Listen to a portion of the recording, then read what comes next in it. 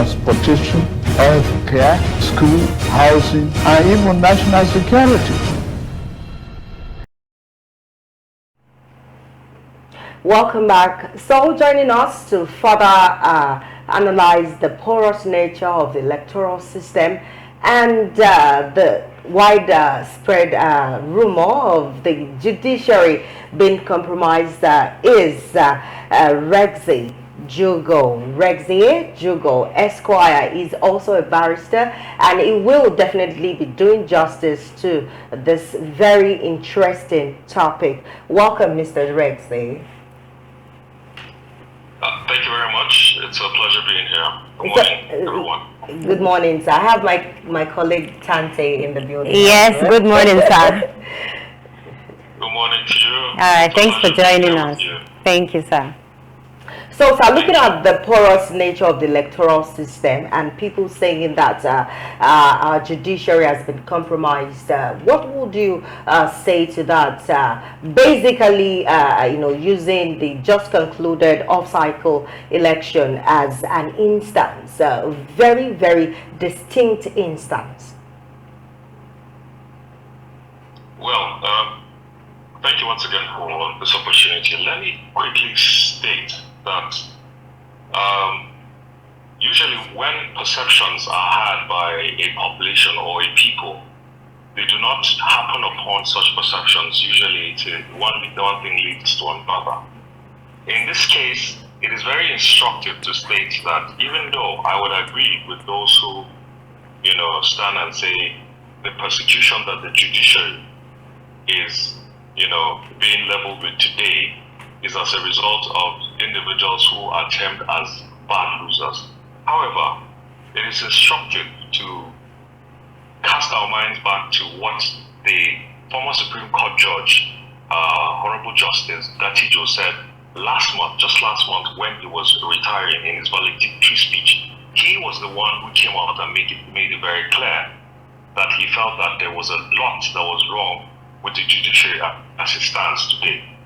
He talked about the lack of getting the full quorum of justices at the Supreme Court. He talked about lopsided appointments of quorums in various courts, especially that was relating to the electioneering process that had just been concluded. So, if we were speculating before that time, he came out as a former Supreme Court justice and said, there is a problem here. And the truth remains.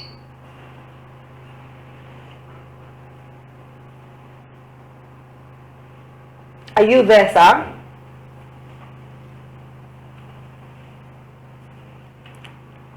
I think we are having a slight technical issue and put themselves in a position to be compromised. But there are so many things that, so many bombardments that people started to say, if they're going into elections, they say, this is how much we're going to spend for the electioneering process. And people have been known to say that they also need to keep money aside for whatever will happen post-elections. And what were they talking about? Of course, anybody who is discerning will think to himself, it must be talking about the judiciary. Initially, it was thought to be an unassailable block of democratic tenets. But it is sadly that we have gone to a place whereby even last week I saw a cartoon where someone was saying that the best corruption individual in among professions, and the judges put the answer for that. Very sad. And I sent it around and I said, this is an all-time low, and this perception needs to break. It is going to take a while, it's going to take a time, but the judiciary once again needs to be the last bastion for everyone in this country, and including the common man and the electorate as well. All right, sorry, talking about the judiciary and their involvement in elections in Nigeria. Many people, I think INEC was, before the off-cycle election, INEC said they wanted to, they wanted to change the narrative of how people see them, especially in Nigeria, where, most elections are compromised. And the off-cycle election came, and we were hoping that they will actually, change the narrative, as they said.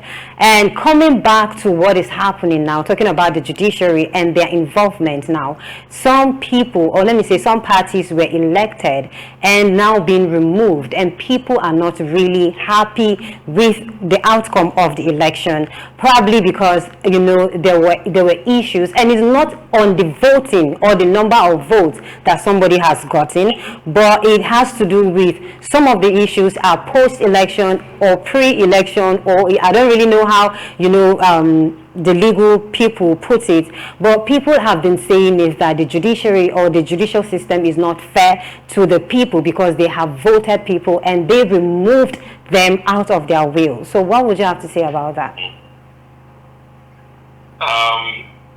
Yeah, so like you said, there was, in the build-up to the last election, there was great expectation. Now, the expectation by the electorate was largely due to two basic things. One, like you said, INEC, in the post 1999, 2009, when they said, it was going to be about smart readers. Smart readers was going to be the game changer. If you remember that time. And people came out and said, well, smart readers were going to make sure that we're going to have credible election. And they came out. Then what happened? Then we had issues that came up, and then they came around and said, well, it is not captured by the law, by the Electoral Act at that point in time, so it could not be something that was made mandatory. So people got around getting their camels to go through the eye of the needle without the consent of the electorate. Then it took a while to build up momentum once again and said, Beavers, IREM. Then the question everybody came to ask themselves after all the hurly-burly was done and then the election was concluded, do we not have the technological capacity to actually ensure that people, that the system received the votes per second at the moment they were cast? We do. The kind of monies that has been pumped into INEC can give us all the kind of technology that is real time from all the polling units around this country to be able to gather and collect votes and make sure they count. But what happened? The technology instead became an instrument of fraud, because at that point in time, nobody wanted to blame INEC officials. Now they were blaming the system and said they had about 200 and something thousand attacks, or 2,000 or something cyber attacks, and therefore it was not going to be used. And of course, like I mentioned before, prior to this time, people, the electorate, those who stand for election generally believe that once you take your election petition to the tribunals, you knew what you were getting, because the individuals were upright. Of course, over the years, the integrity started getting eroded, and people were not, the system, government, members of the judiciary, had not really stepped up to the plate and made sure that people were not getting those kinds of perception. So what do you have at the end of the day? You have a situation in judgments like that in Hopo Osidima, I guess, Ihedioha, with the person who came first being substituted by the person who came fourth. Do you know what that does to the mindset of the electorate? In just that, you can explain to some extent how the second person came first after the first one was ousted, but please, the explanation around how the first person can be ousted and then the person who came fourth will take over again was a little too much for the hearts of Nigerians down the line. And things started to dwindle. The fortunes, the perceptions, the hopes that when you go out there to cast your vote, it counts, started to go away. Now I assure you that it is going to take a very long time. It is going to take a lot of doing for the INEC to be able to regain the kind of confidence of the electorate in the next circle election.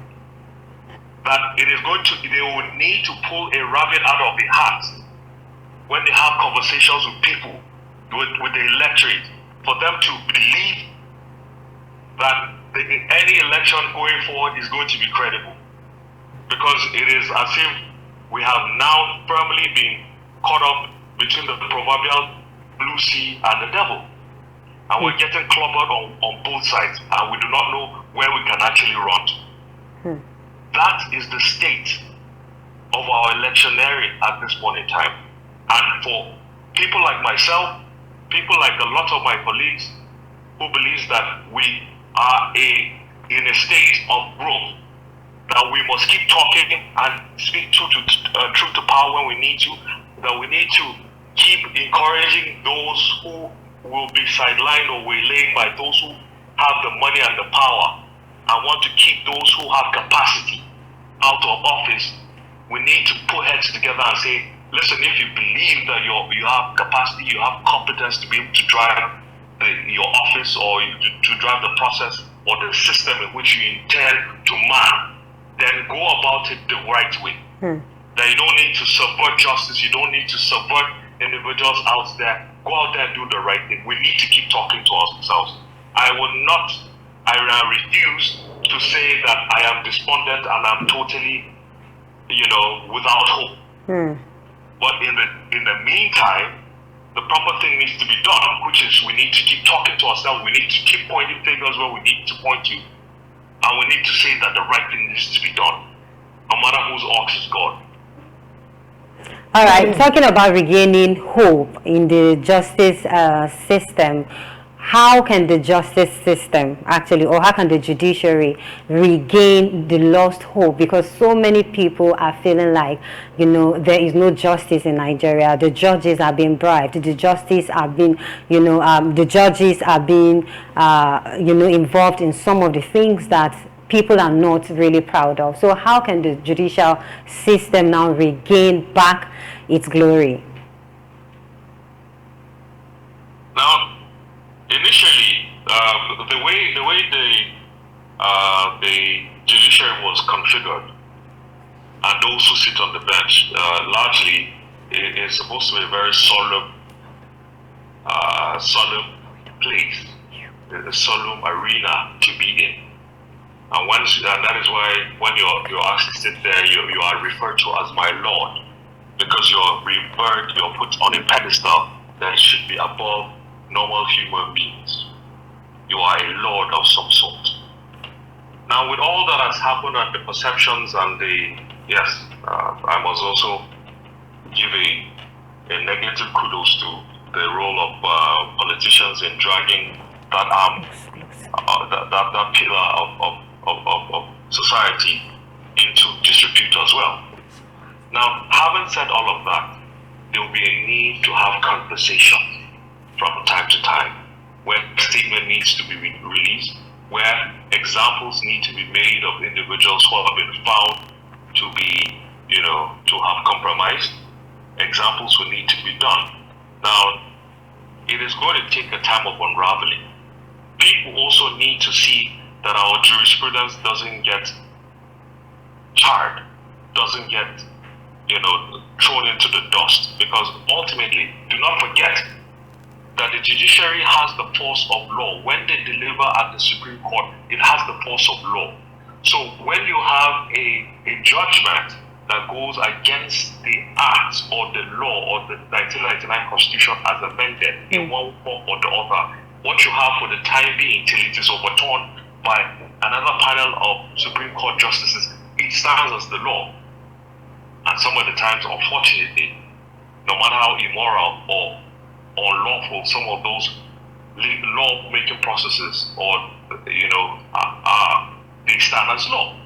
So there's going to be, people are going to be watching, they're going to be watching and reading into the subsequent judgments that are going to be coming. So there's going to be a great need for individuals who God has called and allowed all our mere mortals to call them Lord, that they would live above board, that judgments are, people always, whoever loses a judgment is always going to complain. But for Christ's sake, some of these judgments should not be so brazenly, to the left, like some of the things we have seen in recent times. And I say that with all sense of responsibility and respect. down the line. So it is going to take a bit. And between now and that time, people are going to be watching. Let it be that the optics that they are regaled with are such that make sense, that breeds, that engenders confidence amongst the electorate and people who are just at the sidelines hoping the best for this country that can come out of that system.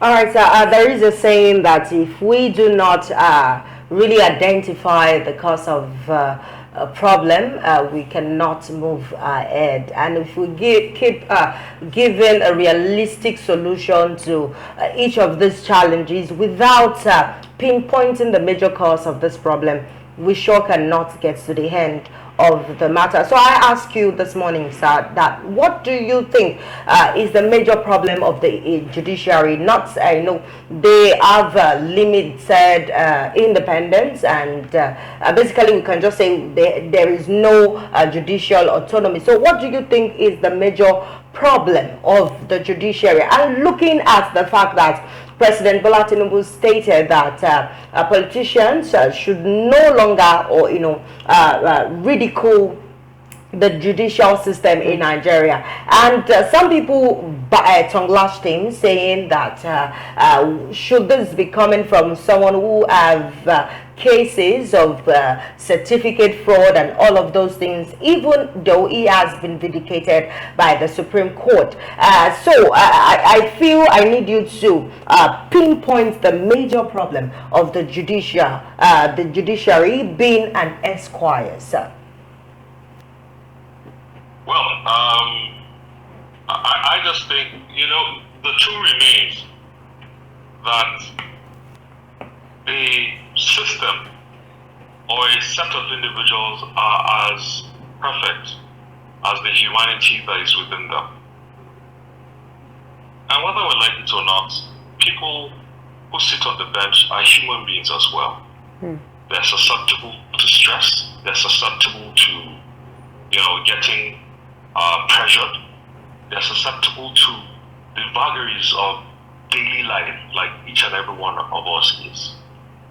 One of the things that we need to do, and it's a collective really. First and foremost, I believe that as within reasonable delineations should not be put in a place where they have so much needs to be attended to that they become targets for money bags. And they need to be given that cocoon to be able to dwell in. They need a buffer zone of some sort to be able to make sure that when they sit down in their chambers to write judgments, that they do it free of heart and free of thought, with as much, as much comfort as they can. That is one. Two, we also need generally, as those who are engaged, in politics, governance, to, as much as possible, ensure that they do not put this arm of government under undue pressure. Because when they do, and what is funny about the whole thing is this: there were people who, even in the National Assembly, because every time you look at the acts of even the Electoral Act that comes out, you always see a window or two that is left open just in case someone needs to squeeze through. It is not as if we couldn't get a perfect ironclad document, but there's always a window somewhere that is allowed for somebody to be able to say, you know what, if the beavers didn't work, so what? It doesn't matter. The law doesn't make it mandatory. So the question is, why don't you make it mandatory that if the beavers do not work, that election does not stand? If that comes to bear, things change. That means that it will be the mandate upon INEC to ensure that beavers work and they work real time will be there. And if that does not happen, the election is cancelled in that polling unit or in that county. So there's a lot to ensure that there is a synergy, and the judiciary needs to ensure that at every point in time, they deliver upon what is before them strictly as possible. So there is actually quite a lot to be done in recognizing the humanity of the individuals who sit on the bench, to make sure that the government gives them the wherewithal to be able to do the work that they need to do. There is going to be a constant need for refresher courses here and there to make sure that our lordships are given, refresher courses from time to time to ensure that, as the jurisprudence continues to evolve with how the society is evolving today, whether it is in technology-wise or going beyond fossil fuels, that we're able to have the right kind of knowledge to be able to adjudicate upon the issues that come before them down the line. But generally speaking, I believe largely that the judiciary is a solid core, that it will not take so much. It won't take so much to be able to regain some of the lost ground. Do not forget that some of these conversations we're having are also because of what has happened in Kano, where it might not necessarily have been the judges themselves in court who made the clerical error. There will be people around them who, so it calls the question, who are those who are even supporting the judges to do the work that they need to do? So when you have individuals who are not at par or substandard, where the qualification to work in such capacities come to bear, you're going to have things like that. You're going to have regrettable situations like clerical errors in CTCs that is going to threaten to burn down a state like Kano. So okay. There are lots of variables down the line, but I believe that I still do believe that there are very good men and women that are seated on that bench, and their work that they do is so much. There's a lot of pressure out there. I cannot even overstate that. I can remember when the I can remember there was a complaint from the judiciary that there are a lot of petitions, and then the justice system is getting tired of some of these petitions by the politicians who are angry about the outcome of elections. And just the way you have said it too, that there has been a lot of work when it comes to the judgment or the judicial system. But we just hope that at the end of it, just as we've been talking about regaining hope in the judicial system, that Nigerians will later on understand that everything that is happening, it is not probably from the judicial system or from the politicians, but it is something that we all need to we all need to find a balance. Yeah, exactly. And we really appreciate you for sharing such an informative, or giving your kind of informative contribution on this very topic, because the porous nature of the electoral system in Nigeria is something that we need to, seek light, and we need to know more about the Constitution, so that we won't be moving out of that balance. And thank you for coming on the show. We really appreciate you and hope that you will join us whenever we call, sir. Thank you, sir. So it was my pleasure being here. Yeah, thank you, sir. So this is how we go on this segment, and when we return, we'll bring you business stories. Don't go nowhere.